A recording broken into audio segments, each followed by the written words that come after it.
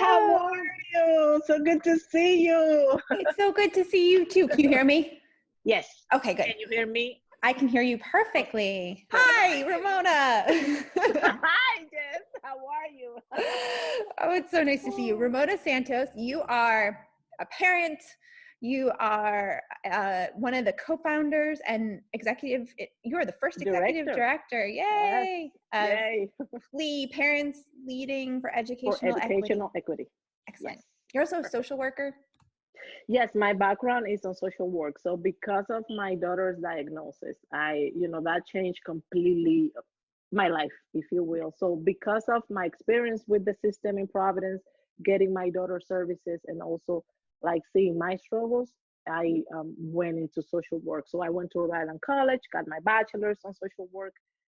I'm doing better than at the beginning. At the beginning, the first like 3 weeks was really, really hard. Like, I think a lot of us were like, what are we doing? How am I supposed to, this kid home doing this distance learning thing that I have no clue what the heck this is? And feeling very privileged because I speak the language. I can manage my way through the computer, but also, having to support other parents who don't speak the language, who don't have the technology access. So it was like a really weird time where I felt both good because I was helping other people, but then very incompetent as a parent too, because then I was kind of neglecting my own kid because I felt okay, we're in a better place than other people, so we can hang in there. But then, seeing what other parents are going through, and I think that's basically the biggest thing I'm seeing is just the inequity of distance learning. How it's nothing new. We know what we have in our education system and how it impacts, communities of color. But I think that this was a new way of saying things, and it's hard because it's no one's fault. This was just this pandemic came, and how can you blame anyone for for just going through distance learning? So it was hard. It's getting a little bit better because we're getting a better sense on how to support parents, and then maybe during the summer and the fall, how we are going to work with the state and right to fix hopefully some of those issues. Families accessing internet, the devices, like all of those students with IEPs and 504 receiving special education are a huge concern.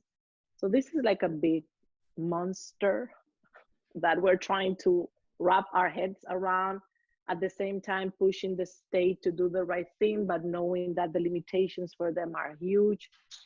It's like a web or all of these things. And while, also trying to get PLEE to a place where we are an official nonprofit, getting that 501c3 status. So it's been an interesting 2 months. Jessica, it's been a lot. It sounds like a lot. It Yep. does. It's a lot. That's a lot to bear up. And how old is your daughter? 15. Well, I have two. I have a 23 and a 15-year-old. Okay. So she's a Providence student. So like that alone is a challenge. Is being a Providence public school parent. And you said that you think, recently you're getting to a place where you know what parents need to support them. What are those things? Right. So the first thing that we are seeing is that parents of multilingual language learners are struggling, and there is especially those parents who have kids in elementary school, because they have to be more hands-on in the communication with the teacher, in the managing the technology. So those are the parents who we are seeing need more like extra support and extra like hand holding in navigating the computer, in communicating with the teacher is huge. Things have gotten better because I think Providence, and I'm going to speak about Providence because that's where my experience is. I don't know. I think other districts may be doing the same thing or better, or I'm not sure. But I think Providence has recognized that they need to communicate with families more. So at the beginning, we were struggling with getting Providence schools to return calls back to parents. Now it seems that it has gotten a little bit better. I think all of us have learned in the first few weeks, including them, right? So I want to be mindful that this was also hard on Providence schools. So, that's what we're seeing, constant communication. Our parents need to know when changes are going to be made.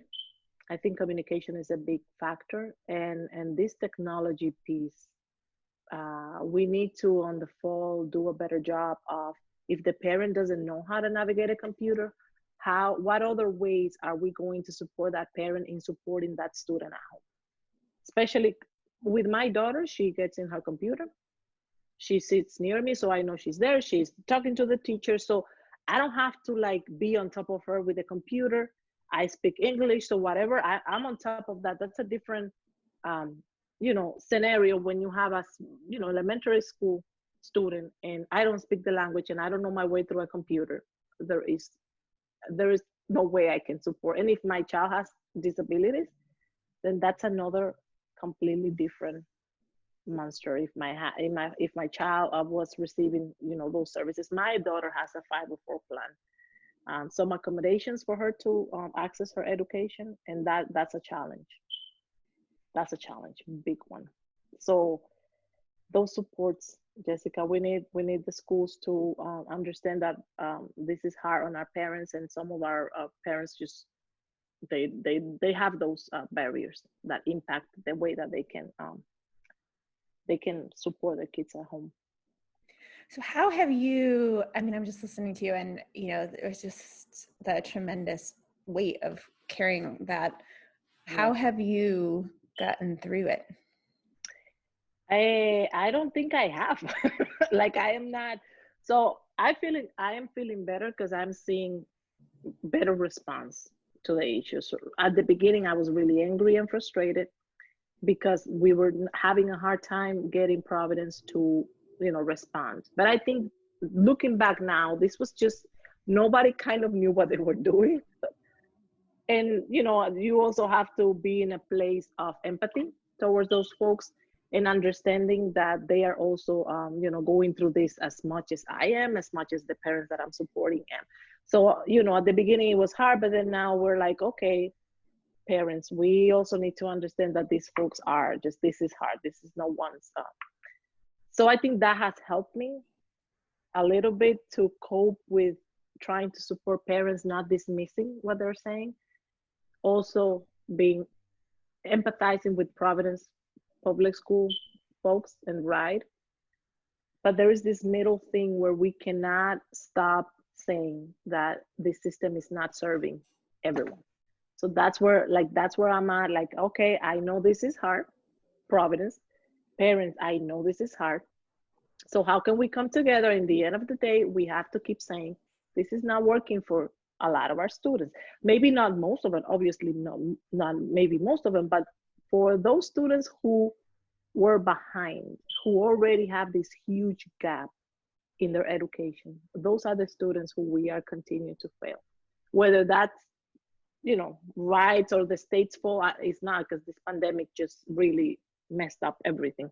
It's going to have so much, it's going to set us back so hard in terms of where we were going and to where we have to now shift because of this. So it's going to have lasting repercussions that we're going to have to come together, whether we need to figure this out.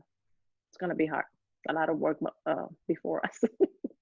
I sound so like it's like so pessimistic. I'm not. No, I'm hopeful. No, it's very, I think it's very realistic. You certainly haven't shied away from hard work. So is there anything that that's making you feel hopeful now, or anything that you are hopeful about in the future? I want to remain hopeful about the possibility of collaboration from the community organizations that I collaborate with, but also the state, with the understanding that they cannot do this without us, and we cannot do this without them. So I think so far we have seen that so far the state is willing to engage with us in conversations about what this process is, distance learning, and has been, but also looking ahead how schools are going to reopen, because that's at some point It's either our kids are going to come back to school, physical buildings, or they're going to remain in distance learning. So we want to start looking ahead of that. So we are seeing that they, of course, yes, let's talk about it. So that makes me hopeful.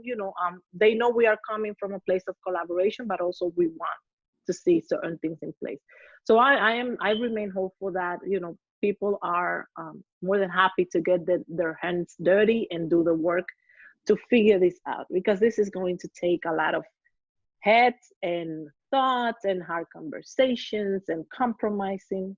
It's hard, but I remain hopeful that together we are going to be able to do the best that we can. I don't know how we're going to solve this, but I'm excited about working with a bunch of great, amazing human beings.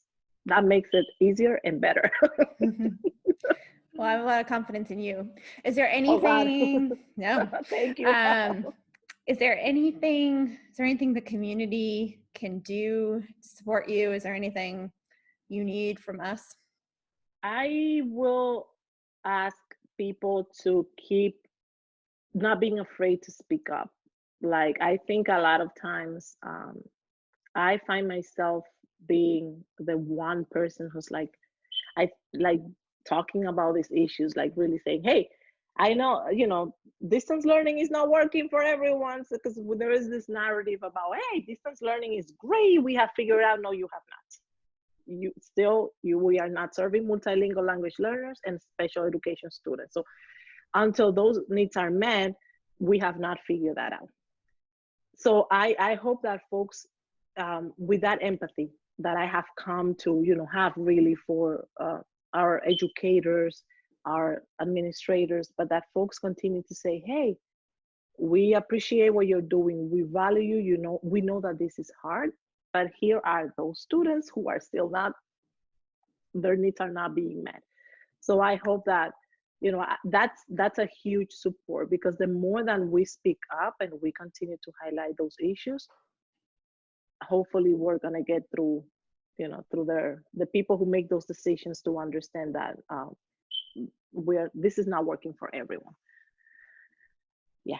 So every time you have a chance to speak up and say, when you see those issues, say, hey, that's great, but how are we doing with those parents and families and students who are struggling right now, and they will continue to struggle. This is not a done deal in terms of like figuring out distance learning. Well, I would like to say thank you to you for thank you. all that you are doing, and offer. I don't know what help I have, but any support I have. Ramona, you're great. Doing. I think you're probably the most empathetic person I've ever known, and so I'm very grateful that you are here doing this right now when we need you to be.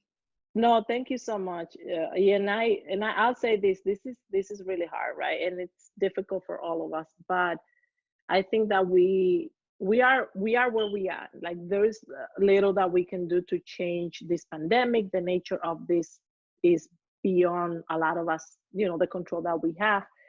But whatever we can do, whatever is in our control, we have to focus on doing that. It's overwhelming. Sometimes I want to like do all this. I go way too, I want to do this and solve this problem, but no, this problem. So nope, calm down, slow down. So focusing on what we can control to try to make change. So that's where I'm at. I'm not going to be empathetic all the time, Jessica. So if you see me on a rant on Twitter, you're going to be like, oh, where's the empathy? All right. Hey, I didn't say only when merited. It's not always. It's not always necessary. I have come to accept that you have to be empathetic, but when you have to like also say, hey, this is not working. It's not working. You are the most empathetic person I know with a spine of steel. How about that? I'll try. I'll try to remain that way. In the next couple of months, where this hard work and more discussions need to happen. So again, the next couple of months are going to be really big for all of us, for the state, for the community, just not for reopening schools, but for like as a whole, like how do we recover from So we are definitely like PLEE and community organizations are going to start putting like, groups together and say, hey, again, it's going to take like all of our heads, all of our expertise. We come from different areas, we have different expertise. So look out for our email where we say, hey, you think you're going to get rid of us? Nope, you're coming. You're coming to do this. So because we are Okay. going to need to do that, we are going to need to all of us come together and try to see how we can support whoever is doing this work. Okay. Sign me up. Absolutely. I'll be there. Absolutely.